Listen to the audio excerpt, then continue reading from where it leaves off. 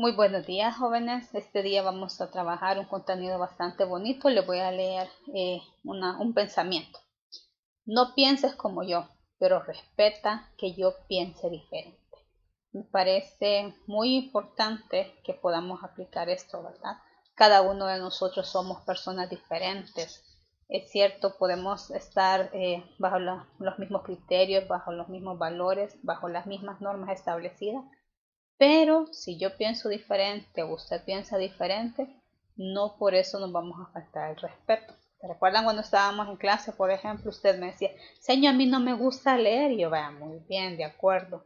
Pero vamos a ir fomentando ese hábito de la lectura, porque el beneficiado, ¿quién va a ser a un corto, un mediano o un largo plazo? Cada uno de nosotros, entre usted más lee, podemos leer secciones en el periódico de deportes, podemos leer algún título que a nosotros nos llame la atención, ¿verdad? Cualquier documento que llegue a sus manos y que usted lea, usted está fomentando ese hábito. Y estamos fomentando sobre todo la escritura correcta, estamos mejorando nuestro vocabulario porque aumentamos nuestro vocabulario cada vez que nosotros investigamos una palabra que nosotros desconocemos, que por eso trabajábamos mucho los glosarios, si usted se recuerda. Entonces vamos a respetar su opinión. Sin embargo, hay cosas, ¿verdad? En este caso hay hábitos que nosotros les debemos de ir fomentando. Que a usted no le gusta una lectura, estamos de acuerdo. Pero no por eso nosotros vamos a dejar de cultivar esos buenos hábitos. Y vamos a respetar su opinión. Hay gente, por ejemplo, que nos puede encantar que leer novelas de terror. O hay otra gente que le encantan ver películas de terror. A mí en lo personal no me gustan las películas de terror. Pero usted, si a usted le encanta, yo respeto esa opinión. Y sí podemos comentar, ¿verdad? Entonces ahí no hay ningún problema. Entonces, en este momento, en este día, vamos a trabajar mucho lo que es el respeto.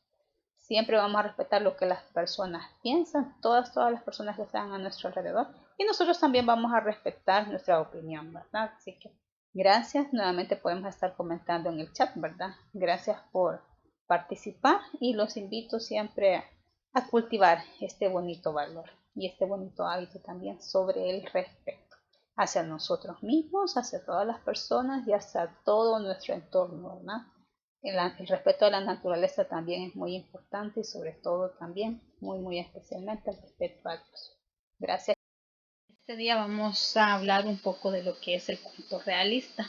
Para ello es importante recordar que los autores van a tratar de representar pues todo lo que ellos vean, ¿verdad? A través de sus experiencias. Estos autores se van a valer de ciertos elementos para poder ir estudiando lo que son pues los diferentes momentos para poder plasmar sus obras. Vamos a ver entonces lo que son estas características. Veamos la primera. Vamos a hablar antes de cómo surge el realismo. Dice que este se desarrolla en Europa en la segunda mitad del siglo XIX. Esto es muy importante porque en Europa es donde esta mayoría de movimientos surge. Ahora bien, acá nos dice que es una corriente artística. Esto se refiere porque el realismo no solo lo vamos a encontrar en un texto narrativo, en un cuento, en una novela, en un poema, sino que también lo vemos a través de pinturas, a través de esculturas. Por eso es una corriente artística, porque aquí los artistas van a expresar ese realismo que ellos han visto o que lo han vivido a través pues, de lo que ellos desean, ¿verdad? Una pintura o una obra literaria en sí. ¿Qué pretenden ellos? Van a intentar reproducir fielmente esa realidad y para reproducirla se van a valer de estos dos elementos, que es la observación objetiva y la observación directa.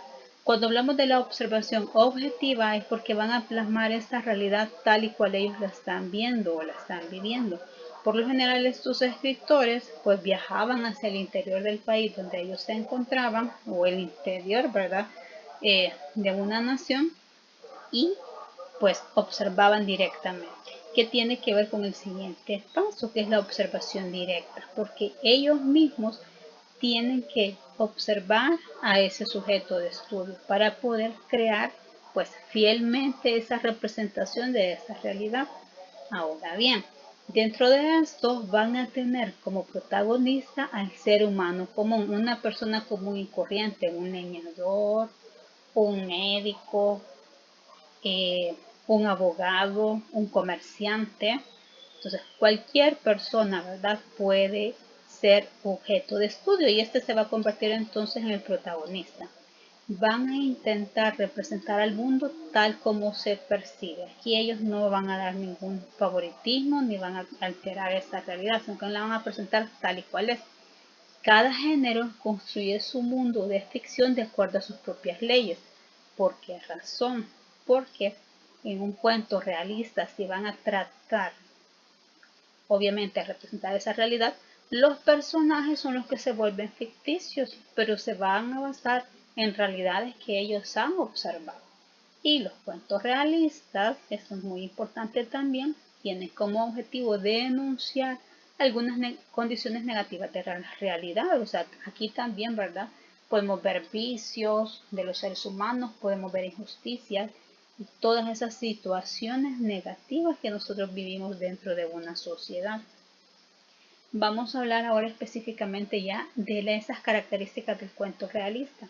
Dice que va a pintar fotográficamente el ambiente, porque lo va a reflejar tal y cual ha sido observado, sin ningún cambio, sin ninguna alteración.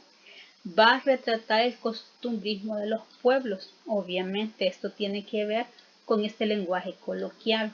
Por ejemplo, cuando leamos un fragmento, que yo lo voy a leer, bueno, cuando veamos el cuento, de Cuentos de Barro, una muestra de Salarrué, ahí vamos a ver ese lenguaje coloquial que es propio pues de la zona rural de nuestro país, en ese momento que Salarrué pretende pues reflejar en estas historias.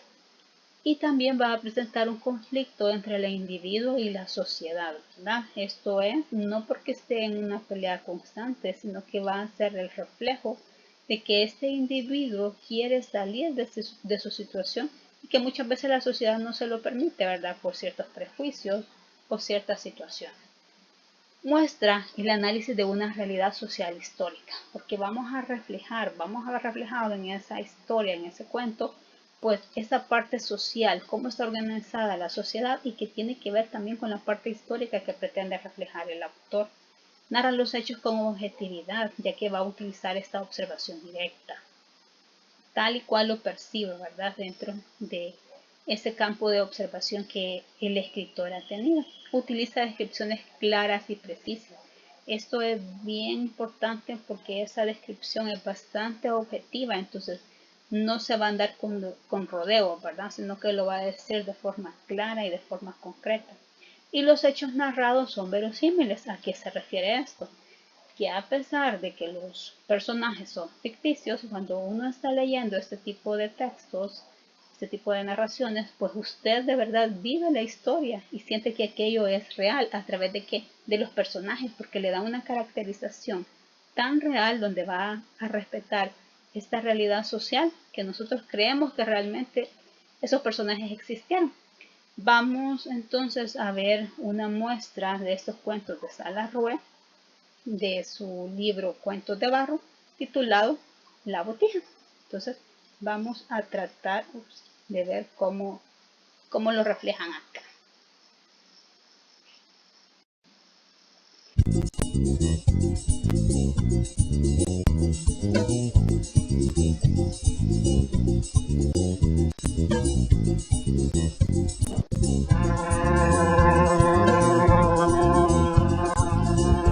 José Chaca era un cuerpo tirado en un cuero. El cuero era un cuero tirado en un rancho. Y el rancho era un rancho tirado en una ladera. Petrona Pulunto era la nana de aquella boca. Hijo, abrí los ojos. Ya está la color de que los tenés, se me olvidó. ¿Qué quieres, mamá? Es necesario que te oficiesen algo. Ya está siendo entero. Mire, Petrona, qué feo este baboso que me encontré. Estas cositas son obras donantes de los abuelos de nosotros. En las aradas se encuentran catizumbadas. También se ven botijas llenas de oro. ¿Cómo es eso, señor Bachuto? Cuestiones de la suerte, hombre. Vos vas arando y ¡plash!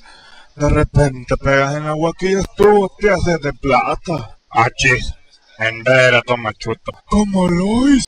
Bachuto se prendió el puro con toda la fuerza de sus arrugas y se fue enseguidita con 2000 hallazgos de botigas, todos los cuales él había presenciado con estos ojos. Cuando se fue sin darse cuenta de que el dicho dejaba las cacas.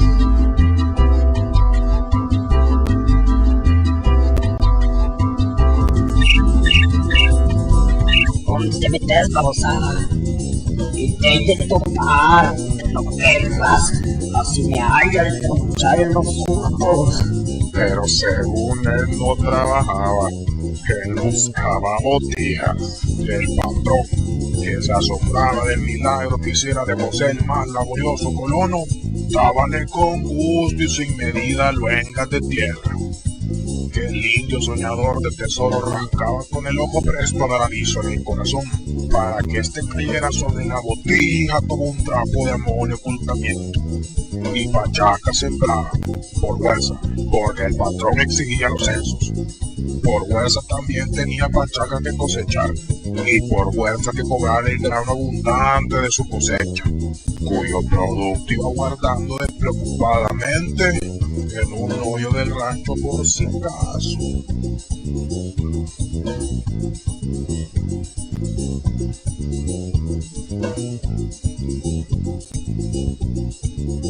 Ese hombre como que fuera de hierro. El de que le entró a ver qué, se propuso hacer esto. Ya tendrá una buena huaca. Y sí tenía una huaca, ya que araba tanto que ganó buen dinero. Aró y aró, desde la gritería de los gallos que se tragan las estrellas, hasta la hora en que el guas ronco y lúgubre, parado en los gauchos de la ceiba, huye el silencio con sus gritos destemplados. Pachaca se pelaba las lomas, todititas las lomas.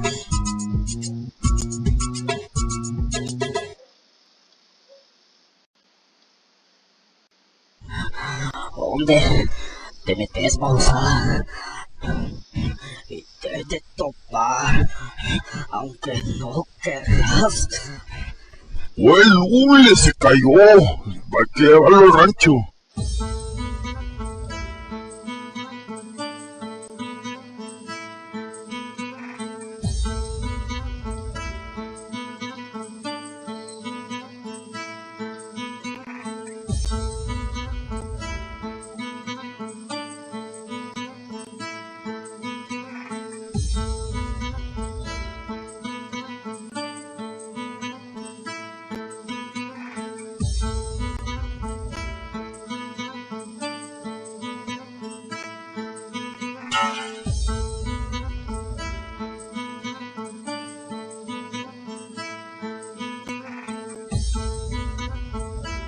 Vaya, para que no se diga que ya no hay botijas en las aras.